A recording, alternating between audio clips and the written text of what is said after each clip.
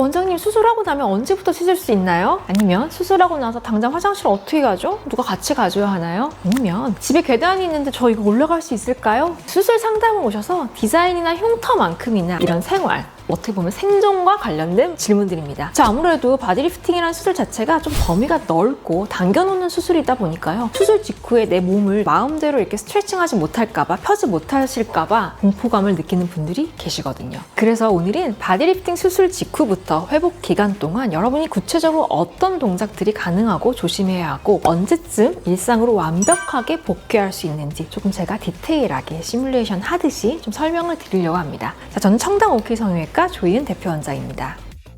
가장 먼저 제일 많이 걱정하시고 또 약간 부끄러워 하시면서 물어보시는 내용이 화장실 관련된 문제예요. 결론부터 말씀드리면요. 수술 후에 마취 다 깨고 나시면요. 혼자 당연히 화장실을 가시는 거 가능합니다. 간혹 그거 어디서 들어보니까 뭐 소변줄을 꽂고 며칠 동안 있어야 된다고 하던데 이렇게 말씀하시는데요. 보통 저희 수술한 직후에 이렇게 하는 경우는 거의 없습니다. 그래서 걸어서 화장실을 가실 수는 있어요. 다만 문제는 동작이 아니라 좀 압박복의 탈착이 좀 중요할 건데요. 수술을 하고 나시면요. 수술 부위를 좀 타이트하게 잡아주는 압박복을 입고 있는데요. 수술 직후에는 사실 손에 좀 힘도 잘 안 들어가고 배나 허벅지가 좀 당기니까 이거를 실질적으로 혼자 내리고 올리는 게 꽤 힘든 미션이 되실 수는 있어요. 그래서 초반에 한 하루, 이틀 최소 그 정도는 보호자분이 같이 좀 상주를 해주시면서 문 앞까지 좀 부축을 해주시거나 압박복을 이렇게 좀 입고 벗는 거 정도를 도와주시면은요. 훨씬 안전하고 편안하실 것 같아요. 자, 하지만 그렇다고 해서 그럼 저는 도와줄 사람이 없는데 혼자선 절대 못하나요? 이렇게 하시면 또 그건 아닙니다. 한두 번만 해보시면요. 천천히 조금 요령이 생기시더라고요. 그래서 혼자서 좀 잘 다녀오시고 특별히 불편감은 없으신 것 같아요.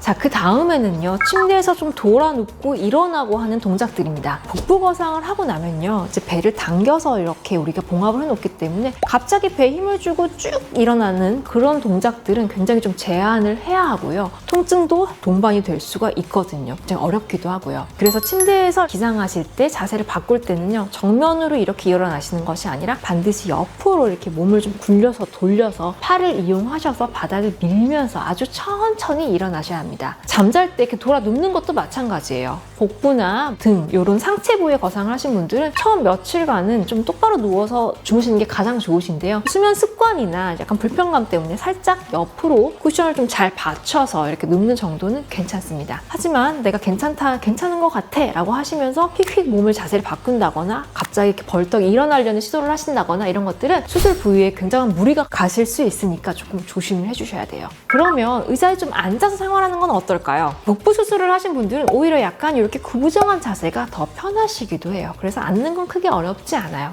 자, 문제는 엉덩이나 허벅지 리프팅을 하신 하체 리프팅을 하신 분들인데요. 엉덩이 밑주름을 절개하거나 아니면 허벅지 안쪽이나 사타구니 쪽을 좀 당겨 놓았기 때문에 의자에 90도로 딱딱하게 앉으면요. 상처비가 좀 눌릴 수가 있고 혈액순환에도 방해가 될 수 있어요. 그래서 하체, 허벅지, 엉덩이 이런 쪽에 수술을 하신 분들은 돈업방석도 굉장히 추천드려요. 계단 오르기도 많이 물어보시는데요. 엘리베이터가 없는 2층, 3층 정도 사시는 분들은 또 간혹 걱정을 하시더라고요. 천천히 난간을 잡고 한 칸씩 오르는 건 충분히 가능은 합니다. 오히려 이런 것들이 좀 대사를 활성화시키고 붓기를 빠지는 데 도움이 되기 때문에 너무 누워있는 것보다 가볍게 보행을 하는 것을 더 추천을 드립니다. 하지만 허벅지 거상이나 하체 거상을 하신 경우에는 보폭을 너무 넓게 한다거나 크게 액션을 취해주시면 절개 부위가 벌어질 수 있으니까 절대 조심을 해주셔야 합니다.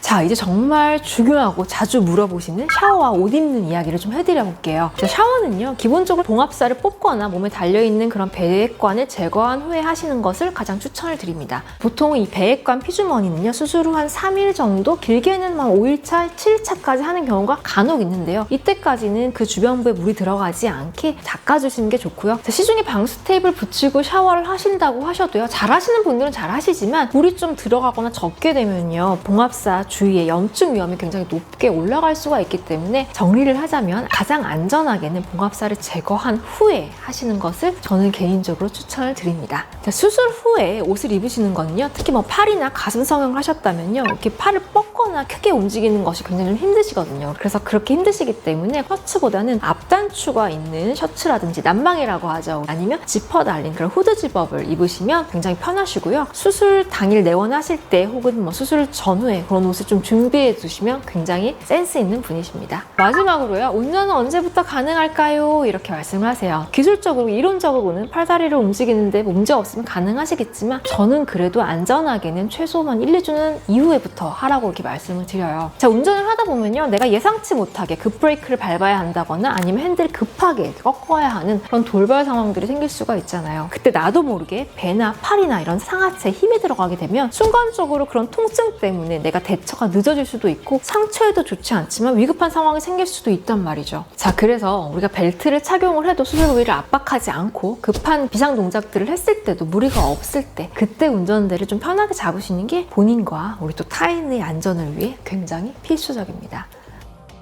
자, 오늘은 이런 바디리프팅 후에 궁금했던 그리고 아주 소소하지만 중요한 그런 일상생활 가능한 시점에 대해서 제가 쭉 훑어드렸어요. 분명 바디리프팅, 바디 거상은요 회복의 시간이 조금 필요한 수술은 맞습니다. 하지만 제가 말씀드린 주의사항들만 잘 지켜주신다면요 그 불편한 시간들은 매우 잠깐이고 예쁜 라인의 결과는 평생 간다는 걸 꼭 기억해 주셨으면 좋겠습니다. 자, 오늘 영상이 도움이 되셨다면요 구독과 좋아요, 알림 설정까지 부탁드리고요. 지금까지 청담 OK 성형외과 조희은 대표 원장이었습니다. 감사합니다.